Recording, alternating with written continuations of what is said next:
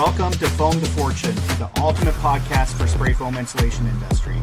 Whether you're a contractor aiming to take your business to the next level or a vendor bringing innovation to the market, this is the place where success stories are shared, insider tips are uncovered, and the industry secrets are revealed.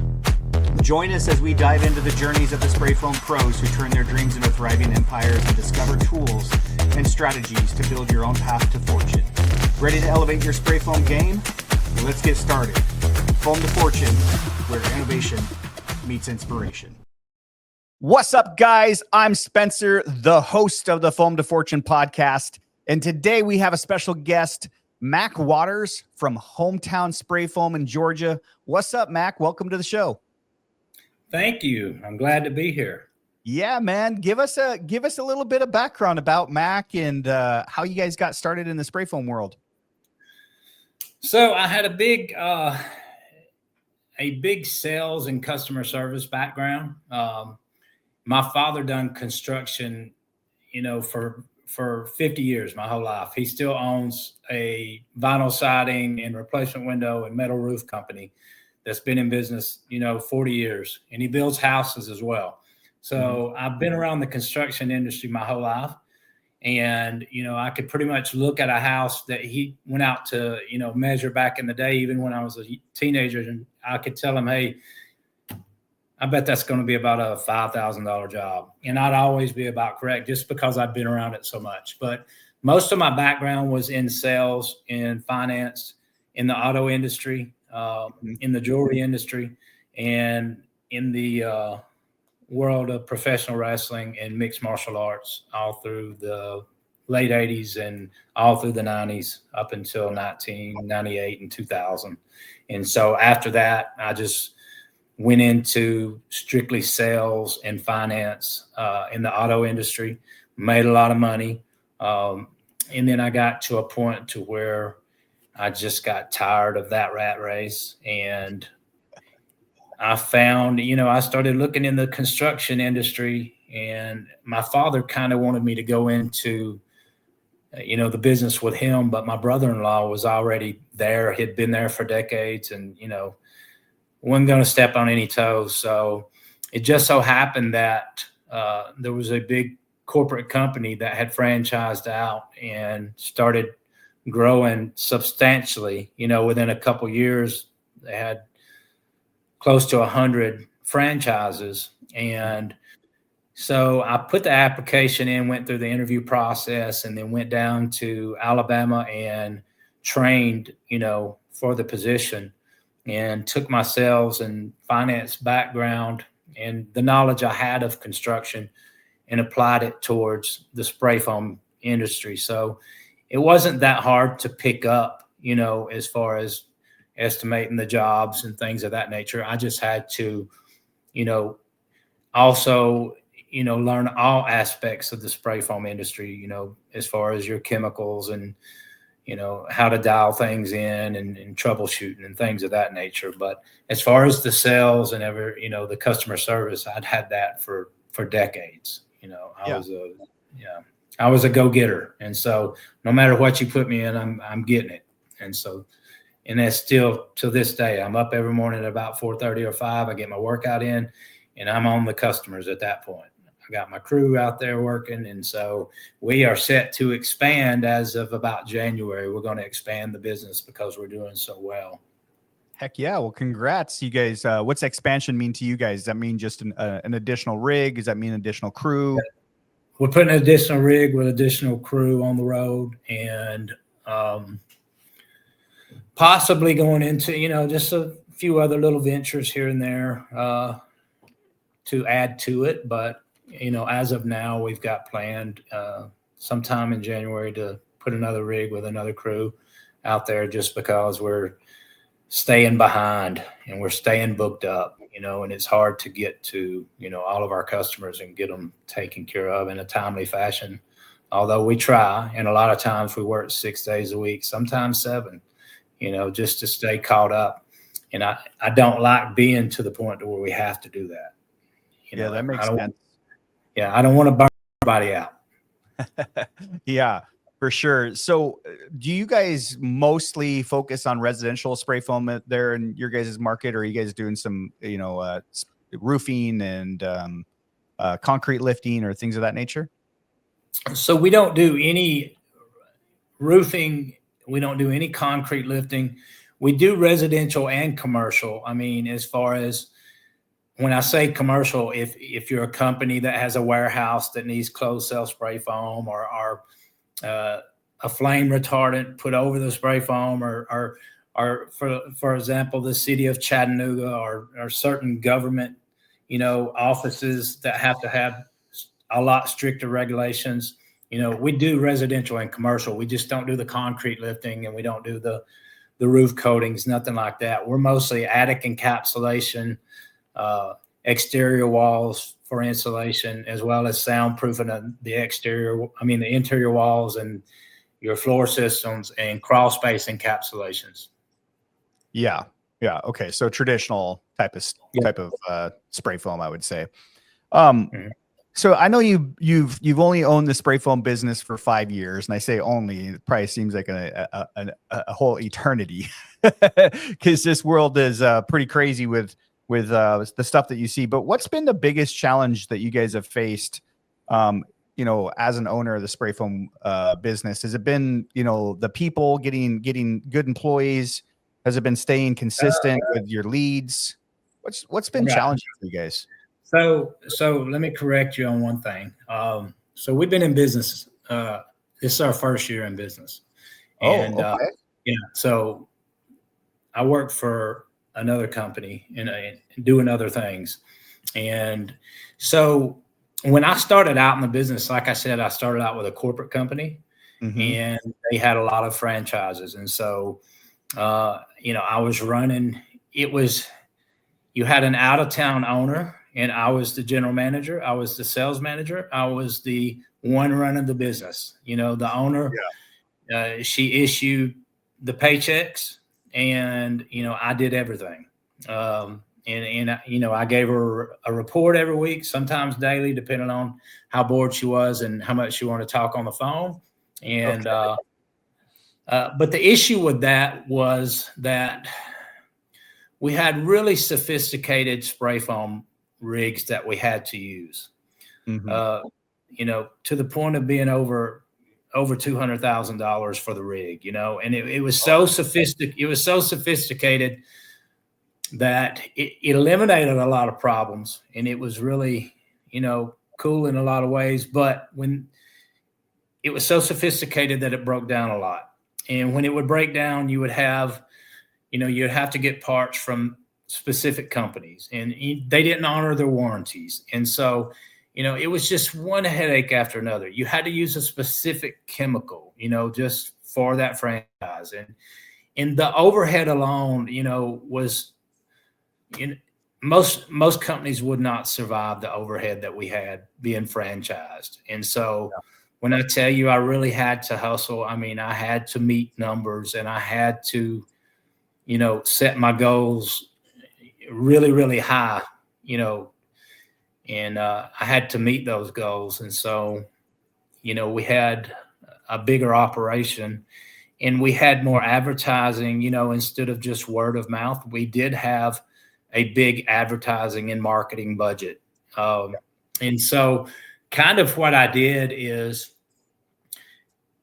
for years, I ran this company, and I built this business up, under another company brand.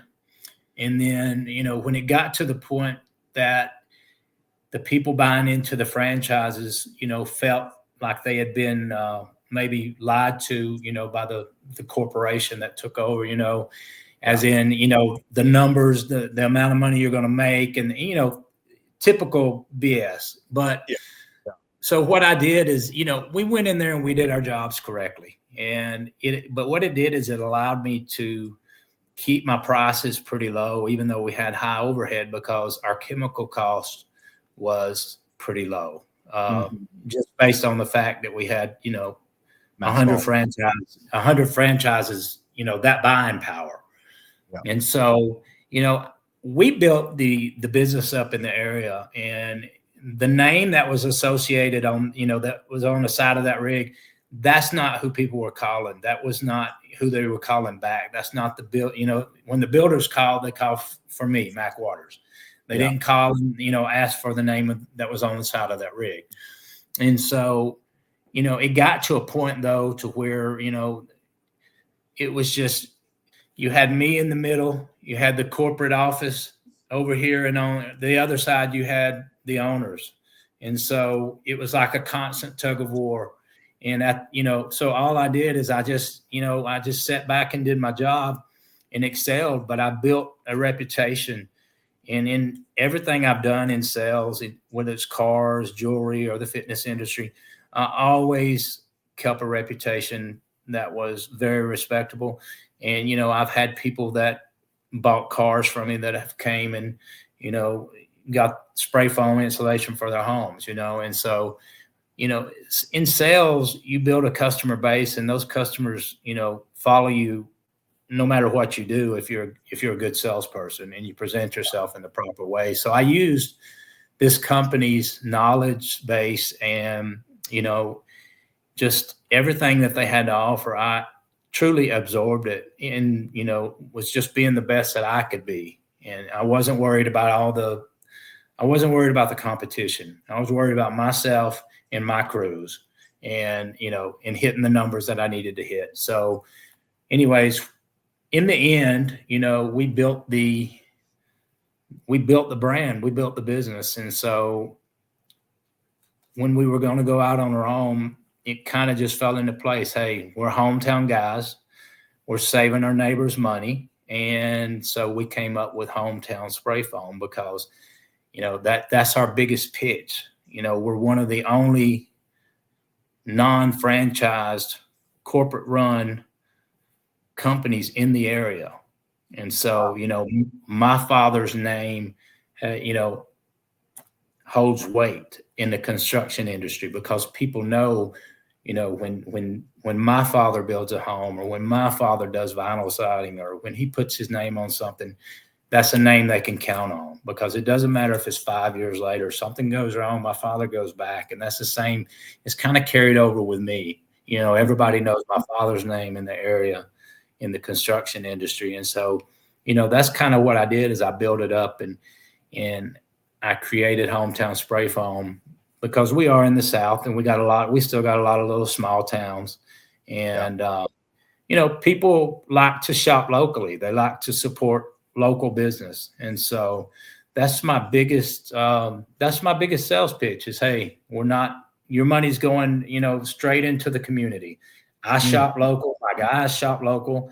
And, a lot of times on our social media and things, I'm always, when we go out and we may do a job for a market on a farm, for example. And I highlight that farm. I highlight that business. Anytime we go out and do something for a business, I highlight it, I put it out there.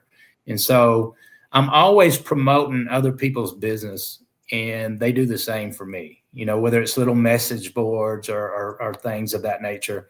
I'll see every day I have somebody mentioning my name, for insulation on a group. For example, it may be Walker County group or Chattanooga or something like that.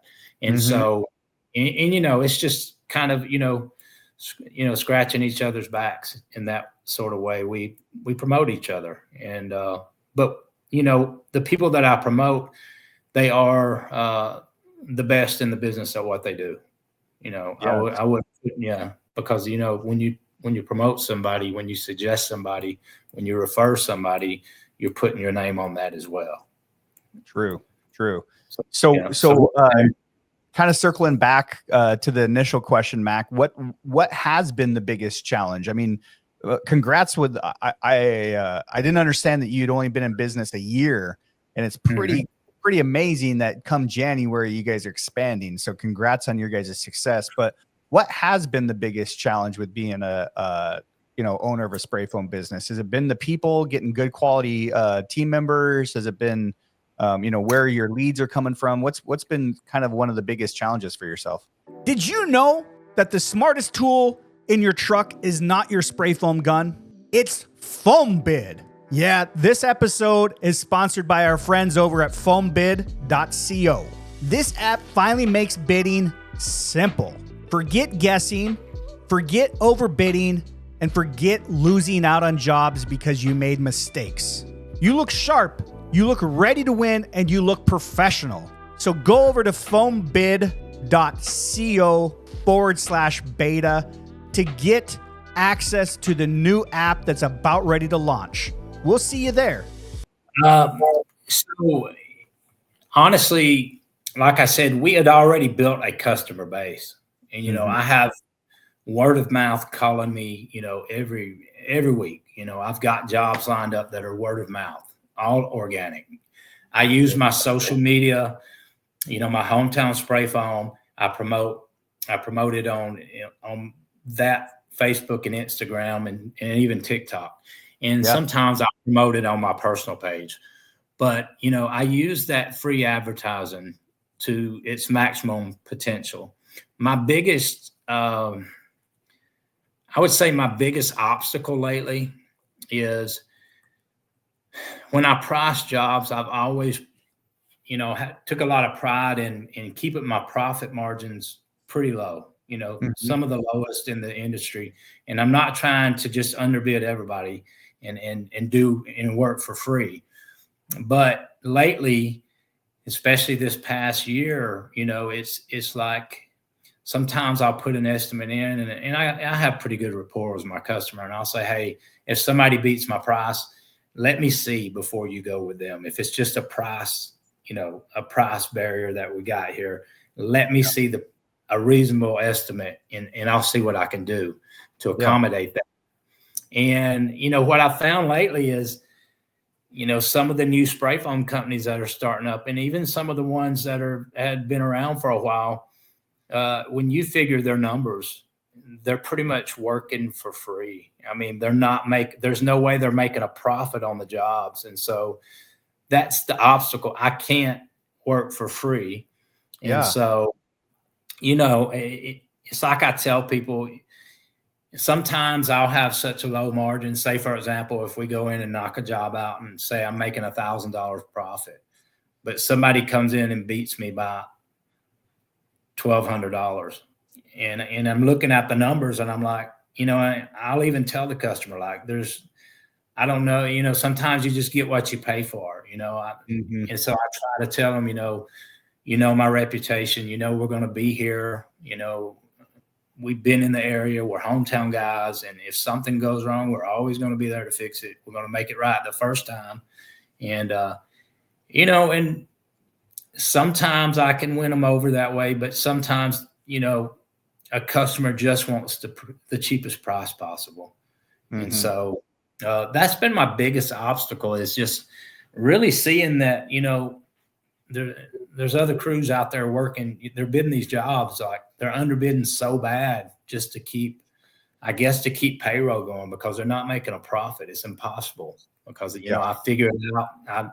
I even got friends that are in corporate companies now in the spray foam, industry. And sometimes I'll just say, hey, do me a favor, put this in your system and tell me, what you're coming up with zero profit, to make sure my numbers are correct. And, so that's my biggest obstacles, is when you got people out there trying to work for free, and, and I can't do that. I'm not in the business to volunteer.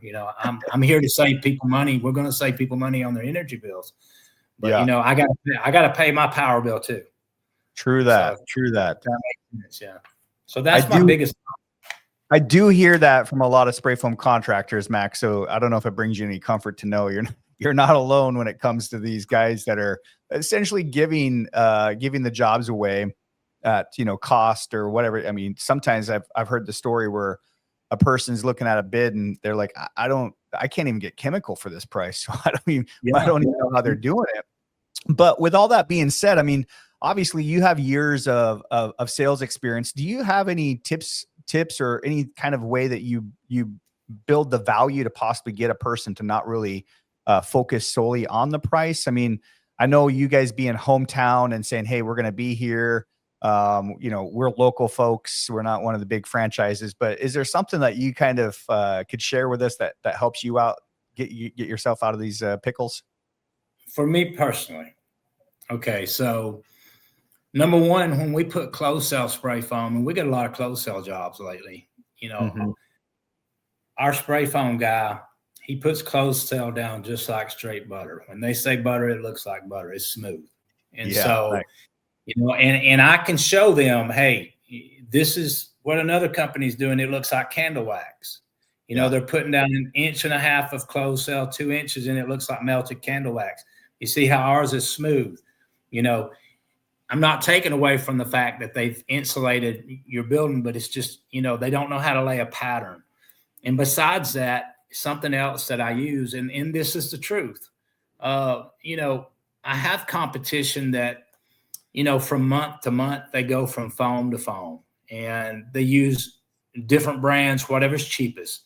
Yeah. And they will buy outdated foam. They do not care if it's got, outdated. They don't care what the date is, as long as it's cheap. Yep. We don't do that. I've got basically 2 brands of foam that I use, and I stick with one specifically. And, that means a lot because, if I ever had an issue, I know that the company's going to stand behind their foam, as well as it doesn't clog my machinery up. It doesn't clog my machinery up, and my guys don't have to constantly work to dial in different foams, because with every different company, you got to dial it in a little bit differently. So we stick with, very high quality spray foam chemicals, and we don't do that. We don't jump from foam to foam just based on price. And I'm not saying that everybody that does that is doing a bad thing at all, because we've got to make a living. I'm just saying there are guys that I know for a fact that will buy outdated foam and foam that they're just not sure of. I mean, it could be all Chinese writing on it, and they don't care, And so for me, though, I've got to know, my suppliers. I've got to know that I've got a quality foam, and I've got to know that my spray techs are going to be able to dial it in correctly, and that when they put that foam down, it's going to be there, pretty much for a lifetime for my customers, When we're no longer on this earth, the possibility of that spray foam still being there is very high. And so, that's kind of what I shoot for. And I'll tell the customers that, like, I don't shop for the cheapest price foam. I don't pass that. If I pay a higher price for foam, I don't pass that on to the customer. I do that to save my equipment. I don't want clogged equipment and broken, and some foam does that, and so. What's your go-to foam that you guys are spraying? So I like Carlisle. The Carlisle No Mix. I like it pretty good, and so that's what I try to stick with. Heck yeah. It's worked out. It's worked out real good for us, and we, along the way we've tried, other foams, and there's some good foams out there, but we just do really well with Carlisle. It seems to work for us, and so that's what we go with. Well, and if it's helping with your maintenance issues as well, that's huge. Oh yeah, because when I ran the other company, it was, I'm telling you, it was very sophisticated machinery, but it was constantly breaking down, and constantly the lines were clogging up, and constantly something. It was a nightmare, and but. That's another thing about my spray techs and my workers is, working for that other company, they learn the inside and out, of the spray foam rigs. And so they can pretty much troubleshoot anything that goes wrong with it and fix it themselves. And so, we have access to parts that can be overnighted if something major went wrong. But, overall, we found out how to source, certain parts locally from local, distribution centers, and even, some things we'll get on Amazon, just, certain parts that we can save money on. Yeah. And so, having spray techs that are also mechanics, mechanically inclined, that's a big deal for myself. And everyone that works for me is a family member. And so Oh, wow. when I tell you that we're family owned and operated, we truly are. So everybody that's working for you, all your team members are related to yourself, or they're related to somebody on the crew as well? 100%. Nice. That's cool. Yeah. That is definitely your hometown vibe for sure. Yeah. Looking back, what would you say has been your biggest turning point for your business? Is there like one shift or decision that really changed things, how Hometown Spray Foam functions? The biggest shift was, I was at a crossroads. I had to say to myself, okay, what business do I want to go into? Do I want to go back into business for myself? Because I've owned fitness centers, I've owned restaurants back in the day, and, it's just, do I want to take that responsibility on again? Or do I just want to go back into, the auto industry and make a fortune, but, work 14 hours a day, And so I had a lot of choices that I had to kind of contend with. And so the biggest shift in my life, and so far it's been very rewarding for me. I'm not going to say that I don't have daily headaches associated with this business, but overall, it's very rewarding. So the biggest shift for me was breaking away from that corporate negativity and that franchise mentality, and being able to create something that represents our morals and values and our work ethics. And, as far as the biggest shift, it was creating our own brand and relating to our neighbors. And so when I was with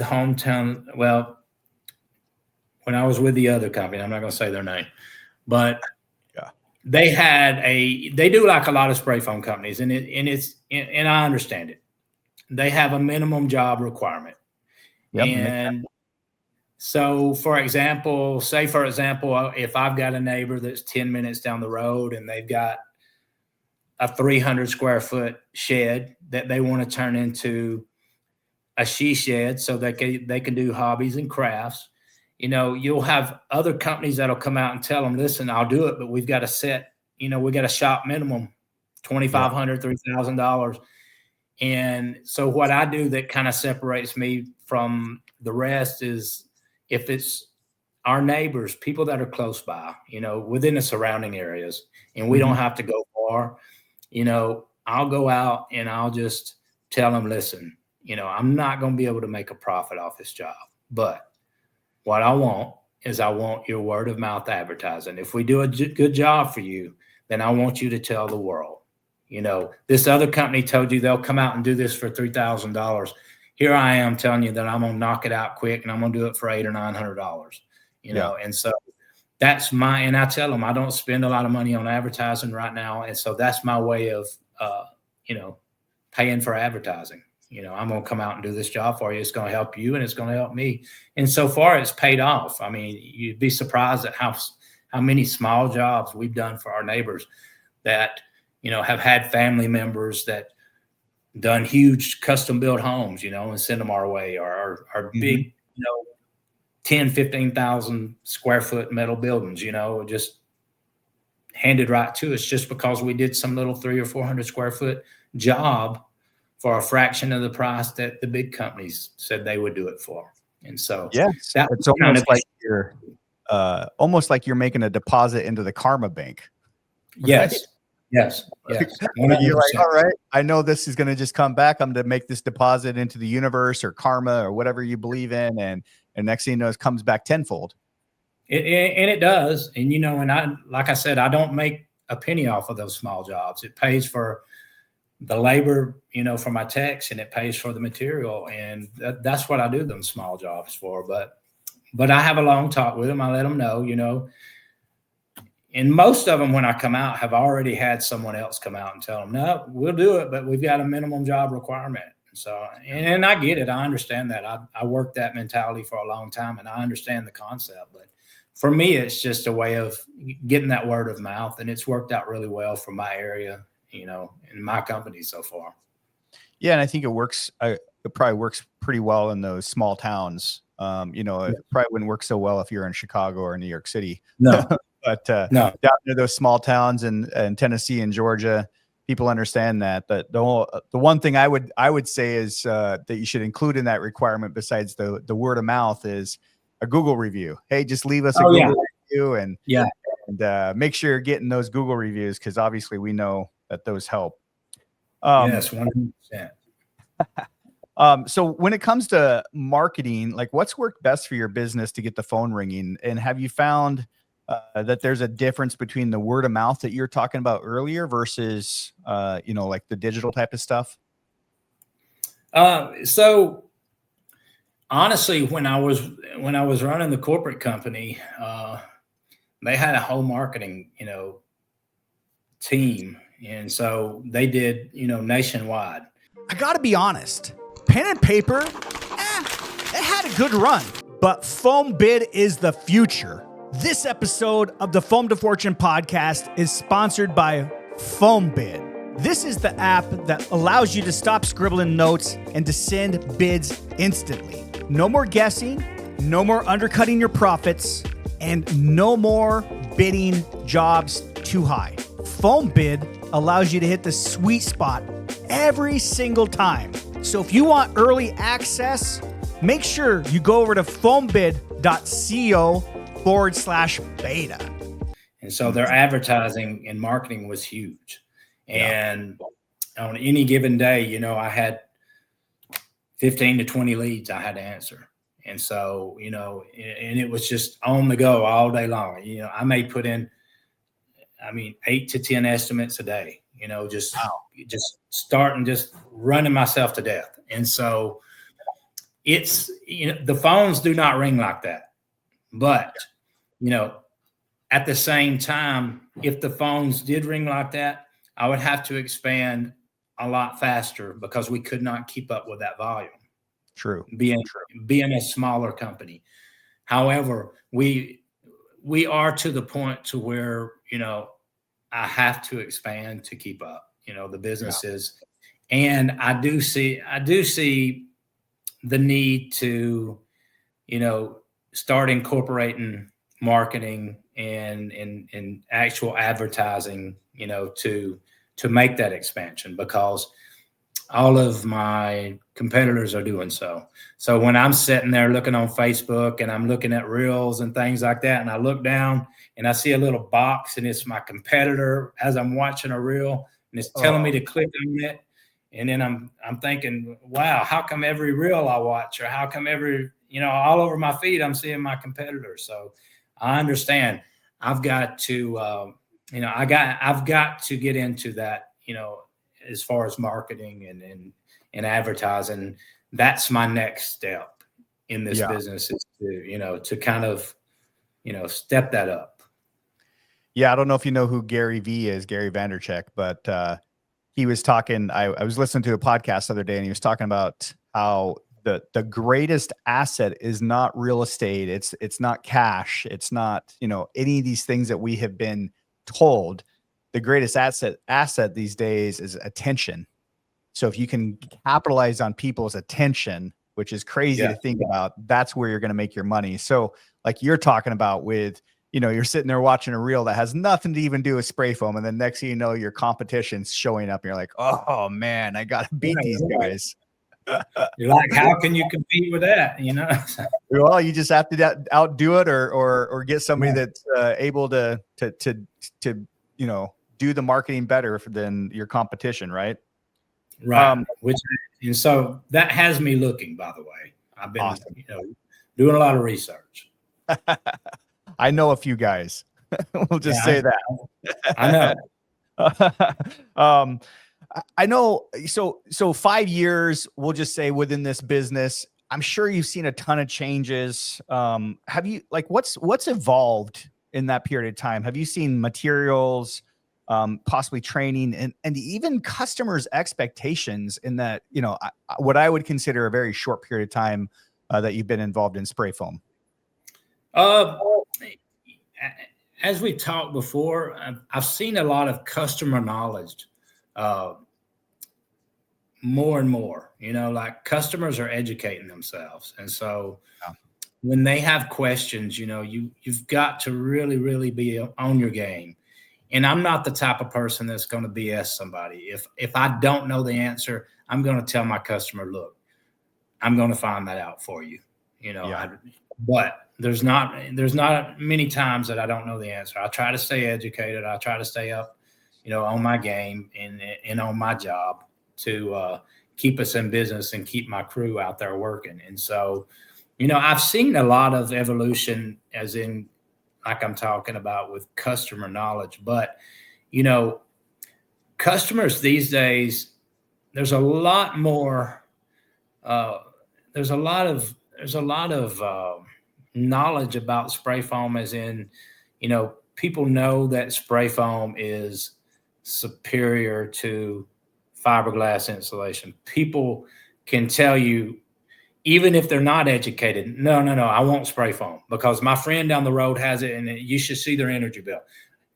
We've got a lot of metal buildings around here people use for workshops. And so, you're going in there and you're trying to work on cars, you're trying to do whatever you do, and you've got a fan running, and it's 110 degrees in there in the summertime. You got the sun baking down on that metal, and and in the wintertime, you got icicles, your sweat's dropping ice cubes. And so you go in there and, that's what people are starting to realize, that, the value of spray foam insulation. And I hope that as the customer evolves, I hope that the customer really starts educating themselves as far as like, okay, this guy's coming out. The stuff that he's using is very expensive. This equipment is very expensive. Yeah. He has to pay his crew, and that's very expensive. The chemicals he uses is very expensive. If this spray foam rig breaks down, it's very expensive. So when they give me this price, it's not really so bad. I hope that customers educate themselves more on, the cost of, the materials and the labor and the breakdowns and just everything that we have to deal with, because we're not, and there's times that I'll tell customers, there's plenty of times I'll go out and a customer just, some other company would try to upsell them, and they'll be asking me, do we need this or that? And I'll just tell them the truth. Listen, let's just encapsulate this adit and close off all those air penetrations and see what that does for you, because I think that's going to solve a lot of your problems before we go into the other things that have been suggested to you. Yeah. Let's just cut that estimate in half. Let's just do this for now and see if that gets you to where you want to be. And, and sometimes when you're just honest with a customer like that, because sometimes a customer doesn't, they don't absolutely need the crawl space encapsulated. They don't have a problem with moisture. They're not, they don't have a big issue, and the crawl space isn't bad. When you go under there and look, it's not, it's not bad. They don't have a problem, and they're on a budget, and so they're having to really decide, can I afford this? And so when they tell me, well, the other guy was saying that, I really need this crawl space encapsulated, and I'm standing up in their attic with them, and I'm telling them, listen, you just walked out because it was so hot. It's 115 degrees up here. See that daylight coming in through there, and see all that little fluff down there you got on the floor that we're walking through that's doing nothing. It's not stopping anything. That's why it's so hot. And I was in an attic space today, and I told the customer, because it's getting cool already, but I told them, you feel how cold it is up here. You see that daylight. Once we cut all that off, it's going to change the whole environment, the whole vibe of your house. And so I'm all about just, making money, but saving my customers money, just working with their budget and saving them money along the way. And that kind of gets me a long way in this area, because I don't go out and try to oversell them on, things that I don't think they absolutely have to have done at this specific point in time. And I'll tell them, if you get to a point in the future where you need this, that, we'll go back and address it at that point. But right now you're on a budget. You want to save some money. Let's just do this and see how that works for you. And because I'm sure those other bids might be making that person feel like they're getting taken advantage of. Or you see that. Oh yeah. I mean, especially if it's not a need, more of a want, I guess. If I can go out to a job and bid that, put an estimate in and be at a 35% profit margin, and the other guys come in and I beat their prices by $4,000 and $5,000 on a job, that tells me that, there's a reason for sticker shock. You know what I mean? It was like, so, and I'm just, like I said, I'm just about saving my customers money and building for the future. And it works for me. I'm not saying that's my actual profit margins, but I try to keep my profit margins. I try to stay up with my competitors, and, I try to keep my margins on the lower end. And so that we're working, so that my crews are working year round and we're not missing, we don't ever have a day that we miss during the week. Mm-hmm. If we can take a Saturday off and have a whole weekend off, then, that's just an amazing thing, because they get to spend time with their family. And, I like to try to have everything caught up and done Monday through Friday. They say time is money. Well, FoamBid does both. I want to thank our sponsors over at FoamBid. They're today's sponsor of the episode. You don't have to spend your late nights grinding over spreadsheets or double checking your math. Instead, you finish the walkthrough and you pull out your phone right there to deliver the bid.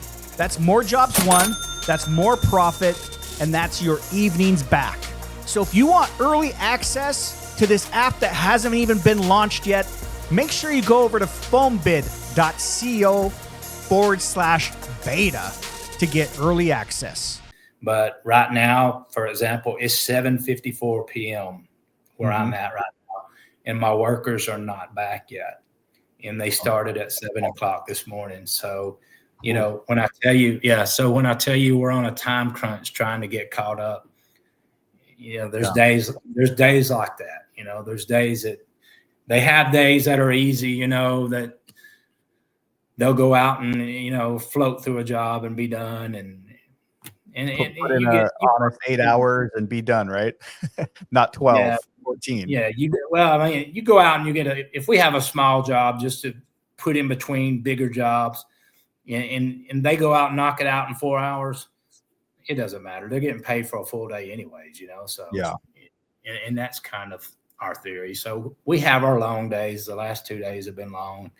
And so I kind of just wait for them to come back in and give me the report for the day. And, but it just tells you, though, we're way behind as far as, trying to be caught up and getting everybody in line. But as when you work for builders, a lot of times anyways, they may be ready October 1st, but it's going to be November 1st before they're actually ready.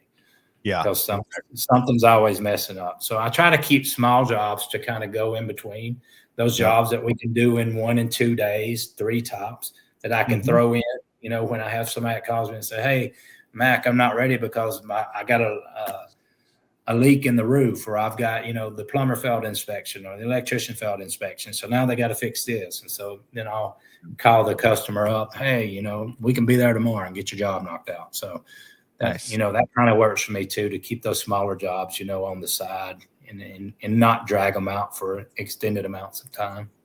Yeah.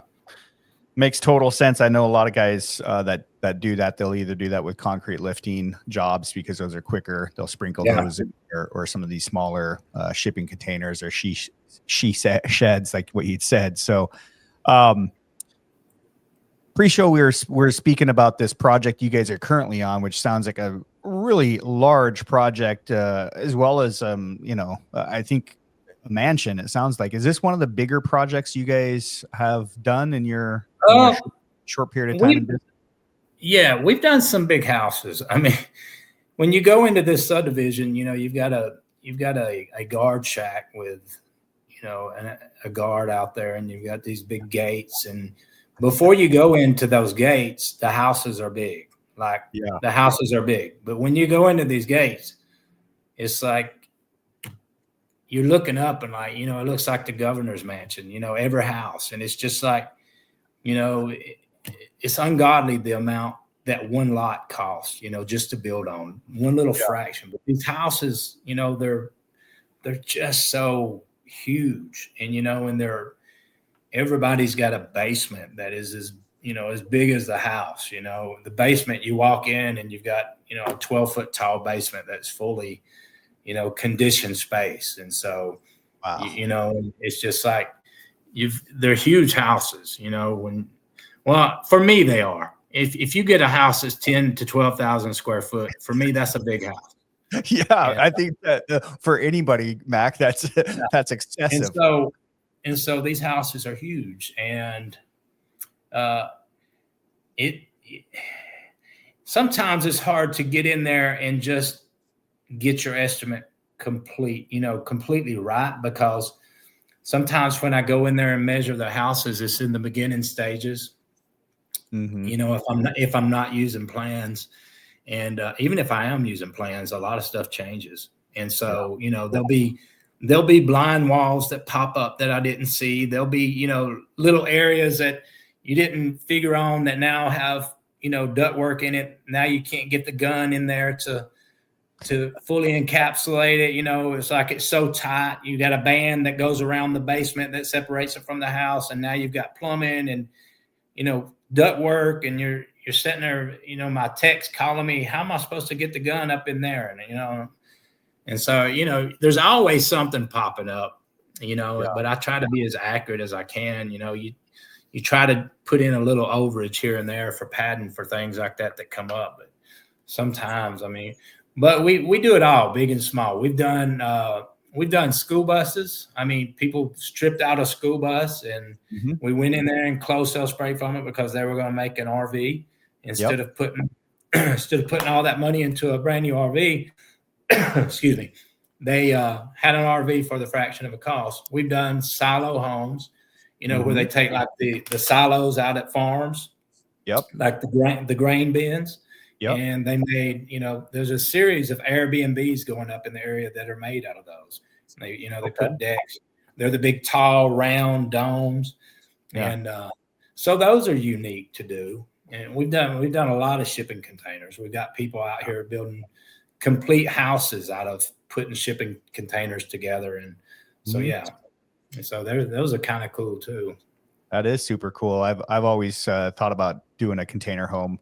And, you know, they're like Legos, you know, you can kind of design it the way you want to stack them and things like that. They look pretty cool.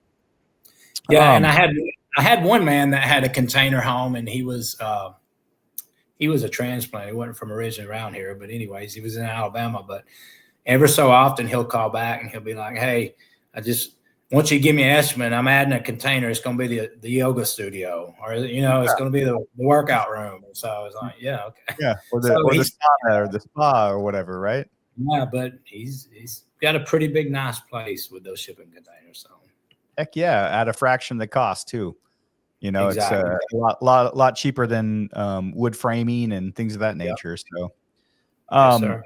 So one of the topics that we love to talk about on the Foam to Fortune podcast is regulation, Mac, and I think that you know, when I look as an outsider, and I say an outsider, a guy that's never sprayed foam, that's never owned a spray foam company, and I think about you guys owning these companies where you're messing with the HFOs and you know, mixing the chemicals on site and all this other crazy stuff. It blows my mind that there's not tighter regulation. Do you think that there needs to be regulation in this business? Would that help kind of get rid of the riffraff that you're talking about, where these guys are just basically bidding that cost and kind of running you to a spot where you're not able to make profits? What's your opinion on that? I would like to see, so the company that I started out with, like I told you, their claim to fame was, we are the only regulated company in an unregulated business. And they used ACE reports that recorded, you know, every job. And and everything was recorded, and your ratios, your temperatures, you had a report at the end you could give the customer, and that would hold up in court if something went wrong. And it was kind of petty feeling at first, but I actually think that it would be a good thing for this industry. Simply because, at that point, for example, if you're going to be a real estate agent, you got to go to school. You got to do your little course. You got to go take a state test. If you're a general contractor, even a handyman certificate, or whatever you're going to do, there's a little state regulation to it, and you got to do a little bit of learning. You got to educate yourself. I would like to see that. And the company that I work for, we actually had to do that. We did that within the company. We traveled, and they paid for our expenses, and we learned about the chemicals. We learned about the substrate that you're spraying to, and we learned about the problems that could arise, and we learned about, we educated ourselves. And so, it was good for me, because had I not done that, I do not think that I would have opened up my own business and formed my own LLC and started in this business, because there's a lot of guys out there that are truly putting out some bad spray foam work. I mean, they go out there and it just looks bad. And it's just bad for the business. You got guys out there. It's like the old saying goes, you pay for what you get. You get what you pay for. But there's a lot of people out there that just buy a spray foam rig and call themselves an expert because they watch YouTube, or they had some guy that sold them the rig that come out and they paid them for 2 days, and now they're spray foam techs. And so I think regulation would be good. I mean, I really do. I think it would sort out a lot of the issues, and at that point, I think having educated people in the business, I think a lot of that working for free would go away. I think you would have a much higher standard that the guys that were educated and actually knew what they were doing. I think that they would hold themselves to a higher standard, and I feel like it would be a good thing. I think each state should have a state regulated course or program, a license, a way to get a license that is regulated with the state. I truly feel that, because at that point, you can't just buy a rig and go to work. You can't just BS a company into thinking you're a spray foam tech and get hired, and it takes them 3 or 4 jobs to realize that you can't spray, but they've already hired you. So at that point, they demote you to a helper, and I've seen that a lot lately. But I think regulation would be great. I would love to see it happen, but we'll see. I mean, where do you think that starts? Do you think that starts with, like the training that the SPFA puts on, where you can go through their PPC program, or is that going to be done something, from some other organization, or just state level? I guess that's kind of like the thing that I'm knowing. For example, I use real estate as an example. But when you're using real estate, when you go to take your test, you have a state exam and you have a federal exam. And so I think a combination of both would be good. I think that you should know federal regulations as well as state procedures and mandates, because here's one thing, certain inspections and inspectors, what goes in Georgia does not go well in Tennessee, and what works in Tennessee does not work in Alabama. And so 6 inches of open cell on a roof line, in Georgia and in certain parts of Tennessee and in Alabama is 100% good. But then you'll have certain counties in Tennessee that you may just get one inspector that comes out and you bid a job for 6 inches of open cell on a roof line, and they come out and say, no, you failed because you got to have 8 inches. And so, and we've had that happen a couple times. And so, I've ate the cost, because of that, because it was really, I felt like I dropped the ball when it happened, but I didn't. I mean, but then the really crazy thing is to see a competitor go out in the same county by the same inspector and get passed with 6 inches of spray foam insulation on that roof line. So it was kind of, the inspectors are kind of unregulated as well. Yeah. And so the regulation also applies to the inspectors, and applies to everybody, because it's, this happened probably 2 months ago.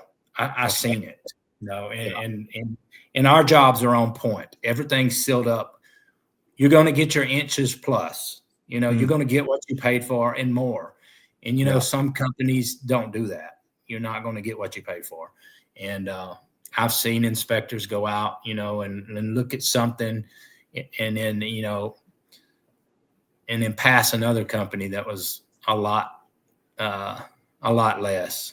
And so just because they were friends with them or knew them from the past. And so regulation goes across the board, and I think it would be great.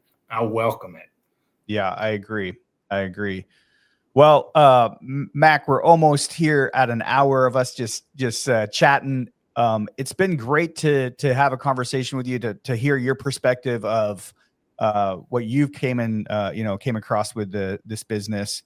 The one thing that I commonly see within the spray foam world is everybody, for the most part, and even if it's your neighbor that owns a spray foam company, for the most part, everybody's very helpful.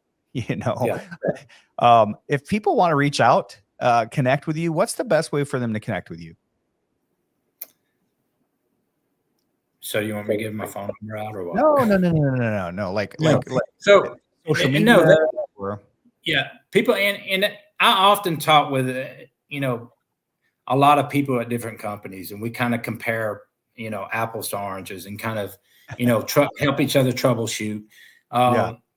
I'm available on social media, Hometown Spray Foam, Mac Waters. I'm available on Instagram, Facebook. My phone number, my business card, everything's on both of my social media platforms. And I have a lot of people that reach out on Messenger, or they may not want to talk on the phone. They may just send me a message and say, hey, how about this? And so, I've met a lot of good people with other companies, that, I've built a good rapport with. And I've actually, some companies do fiberglass insulation and spray foam. I don't do the fiberglass. I just do the spray foam. So, if I have a customer that says, hey, since you don't do the bat insulation and I want to go with that, do you know somebody? And I've got people I refer them to, and I don't ask for no referral fee or nothing like that. So I'm just all about, paying it forward as we go. I love it. Another deposit in that karma bank that we were talking about. So yes, sir. Well, it's been great chatting with you, Mac. For all those that are tuning in to the Foam to Fortune podcast, make sure you like and subscribe to whatever platform you're listening to or watching this on. Mac, it's been great. Look forward to having you on the show again, and enjoy your evening. Yes, I appreciate you, and I look forward to being back on your show after we expand, so I can share some more of our experiences and obstacles that we've overcame. Heck yes. Well, have yourself a good rest of your night. You too, sir. Thank you.